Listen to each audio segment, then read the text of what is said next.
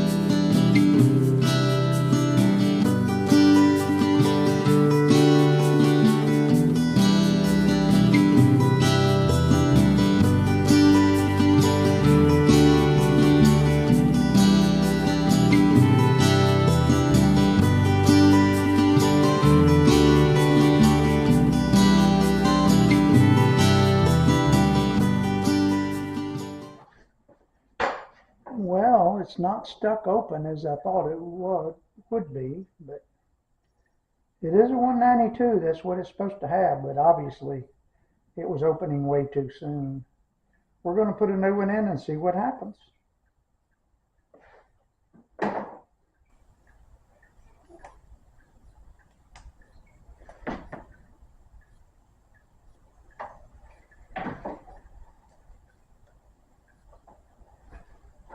To get this cover off, I would end up removing all the pulleys and everything on the front, because I didn't realize that's not a two-piece cover. So I'm going to try to work around that. I'm not really prepared to take all this off today, and I'd probably open up another can of worms. I've done a timing belt on this thing about 3 years ago, and I had all this off. So I really don't need to go through all that. I just want to change this thermostat, and that's what we're going to do.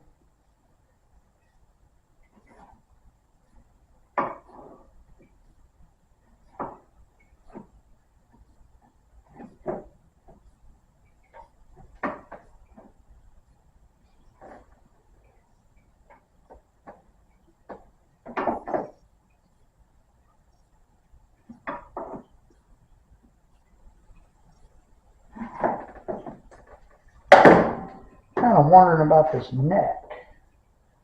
This may be the problem here. And how that fits down in there.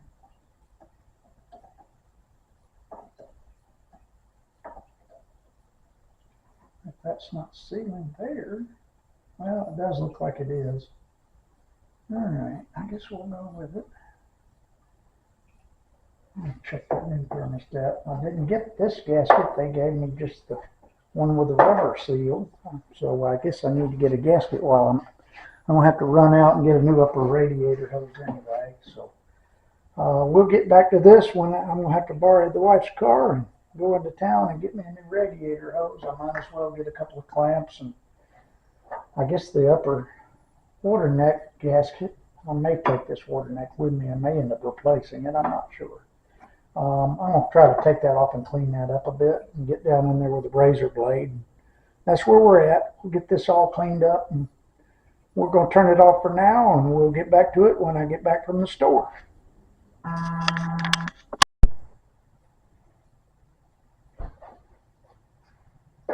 Okay, I cleaned it up as best as I could. One of those old tiles that I have out back that I was using to build my new driveway worked pretty good. It was flat, and I drug the gasket off of that flange with that tile. It was good and flat, so we did that. So hopefully this will be okay. It's pitted a little bit, but I think it's fine for now. We may change this the next timing belt we put on it. So it's got a few pits in it, but nothing looks like it's going to go through. So I think we're in good enough shape. We'll go with that.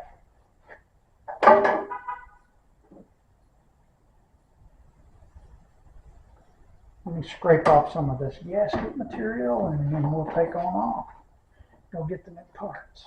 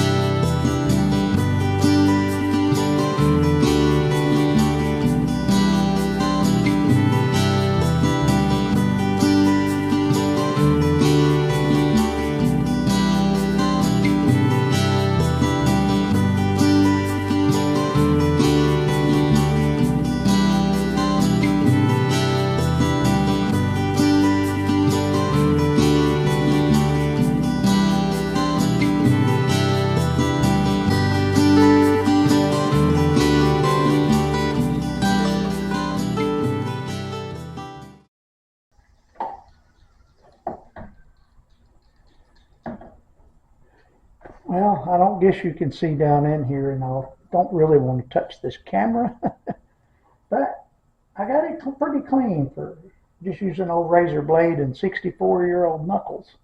They don't bend like they used to. I will say that. This reminds me of some stories that go way back into the 70s. Back when I was working on that Firebird we're doing, the restoration.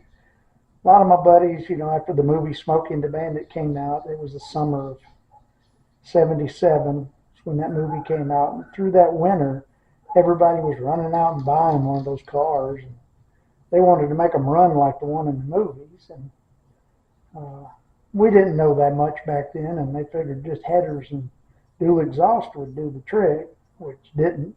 We'd been better off to have the dual exhaust, leave the stock manifolds, and switch that camshaft and get that timing where it should have been, and those engines would have come alive a lot better than with just putting headers on it, because you just couldn't get the air into the engine was the problem because of that old camshafts that those things ran. But anyway, I'm just babbling on, just an old man talking. But it did remind me of those days trying to start those bolts, on those headers. They were tough on those cars. Those old F-body Firebirds like the one I'm building now. Trying to put the header bolts in with the knowledge I had at 16. I've gotten a lot better since then. Even with these beat up old hands, I can still do that. Just like getting into here to get those bolts in and out around this cup. Because I just don't feel like pulling the all these brackets off and all. I don't want to break the cover to force it out of there. So we're going to work around it. That's what I've learned to do to make it easier and to get it done, you know, with less work and less aggravation, and trying not to break anything. But with that said, we're going to put this up for a little bit, and I'm going to run to the parts house. We're going to get us a couple of hose clamps and a hose, and I need to get they didn't give me the gas. I asked them if it had a seal in it or a gasket in the box, and they did say, yeah, it came with a seal. Well, they are right. It's halfway. There is an O-ring seal at the top, but you got to have that gasket the way it's made leak. So they didn't give me the gasket, so we got to go back. I could make one, but I need to get hose clamps. I don't have good ones here. I did throw a timing belt on it, but I don't remember fooling with them gaskets or this hose clamps. So I must have just popped one off, popped it on. But these old pinch clamps and stuff, they just lose their tension. Somebody put a screw clamp on the hose in addition to it, I guess to keep it from leaking. And you can see that hose is pretty beat up. So we're going to replace it. So we're going to go off to the store and we'll start this over when I get back. Okay, we're back from the run to the store. I found some problems with this water neck. It does have a few holes in it after I cleaned it up. I really need to replace it, but I can't get one, and I've got to drive this thing on Tuesday. So we're just going to fix it the best we can, and I'll take care of it the next time I'm into this thing when I do the timing belt. It'll probably be a couple of years, but I think this will be fine. All the holes, the pinholes that are in it are up underneath the radiator hose anyway, and it had some corrosion build up. So I'm thinking about putting some of this steel stick, and I'm going to wrap it in some tin foil. That'll keep it or help prevent it from sticking to the hose. That way I can get it back apart. So we're going to put that stuff on it. It says I have to wear rubber gloves and knead this together. So that's what I'm going to do. Just watch me work.